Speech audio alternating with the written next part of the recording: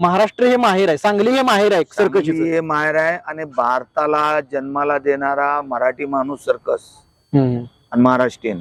मग त्यांचे काय नाव वगैरे सांगाल का की महाराष्ट्र सांगली? विष्णुपंत छात्रे. विष्णुपंत छात्रे. हा, हे अक्कलकोप गाव, आपला तासगाव जवळ गाव आहे अक्कलकोप गाव, त्यांची समाधी वगैरे आहे.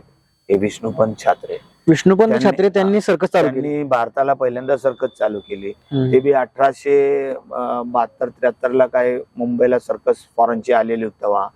ती हाऊसफुल चालत असताना मग शेवटी जसं आपण अनाउन्स करतो, सगळ्या लोकांचं आपण अभिनंदन करतो, त्या टायमाला ते व्यक्ती एक बोलले होते की इंग्लिश मध्ये की बाबा हे सगळं काम जे करतोय आम्ही हे आमच्या युरोपियन लोकांचं काम आहे, हे तुमच्या भारतीयांचं काम नाही, तुम्ही इंडियन हे काम करू शकत नाही.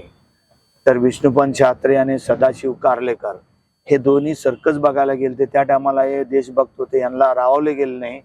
हे जाऊन त्यांच्या हातातून माईक घेऊन तिथंच त्यांनी ऐलान केलं होतं की आम्ही भारताला, आमच्या भारतीयांचा अपमान केला यांनी, भारतात 2 ते 3 वर्षात आम्ही भारतीय सर्कस उभा करणार, तरच आम्ही विष्णुपंत छात्रे नाव सांगणार नाही कोणाला. हे त्यांनी उभं केलं होतं सर्कस. बरोबर. तर त्यांच्या नावानं आपण जगतोय आता. बरोबर. त्याच्यानंतर मग माळ्यांची सर्कस, ते बी अंग्रेजच्या काळात ती पण सर्कस होतीच. ती बी तासगावांची सर्कस. बरोबर.